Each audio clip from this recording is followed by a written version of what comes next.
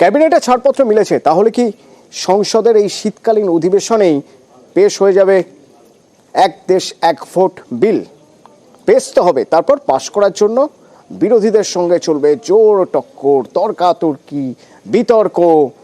কিন্তু তার আগেই সুর চড়াচ্ছে বিরোধীরা।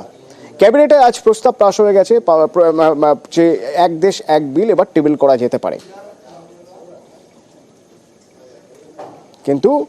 কিন্তু বিরোধীরা তাদের মতো সুর চড়াচ্ছে। যদি মমতা বন্দ্যোপাধ্যায়ের কথাই বলা হয়, তাহলে মমতা বন্দ্যোপাধ্যায় এক্স হ্যান্ডেলে সঙ্গে সঙ্গে পোস্ট করেছেন। কি লিখেছেন সেখানে? যে কেন্দ্রের জমিদারি, দিল্লির জমিদারি এভাবে বাংলা মানবে না। কি লিখেছেন তিনি আরো লিখেছেন, খুব স্পষ্ট করেছেন সেখানে যে তার সাংসদরা, অর্থাৎ তৃণমূলের সাংসদরা সুর চড়াবেন এই বিলের বিরোধিতায়।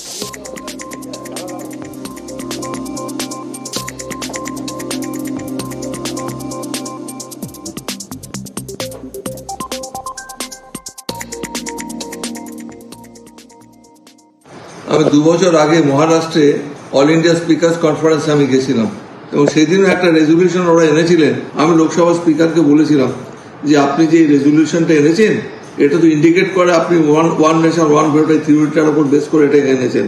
বলে আপনি আমাকে মিসলিড করছেন, আপনি আমাকে বুঝতে পারছেন না মিস্টার ব্যানার্জি, আমাদের ওই দৃষ্টিভঙ্গি নয়। কিন্তু আমি দেখছি যে আমি সেদিন যেটা আশঙ্কা করেছিলাম সেটাই আজকে বাস্তবায়িত হচ্ছে। ওরা এটা এনেছেন। আমি জানি না সংবিধান থেকে এরা কতটা অনুমোদন পাবেন এই ব্যাপারটা নিয়ে, সেটা যারা সংবিধান বিশেষজ্ঞ তারাই বলবেন, আদালত আছে, ব্যাপারটা অনেক দূরেই যাবে। তবে আমাদের ওদের যে পরিকল্পনা রয়েছে, that was the hidden agenda at that period of time, সেটা আমি উপলব্ধি করতে পেরেছিলাম।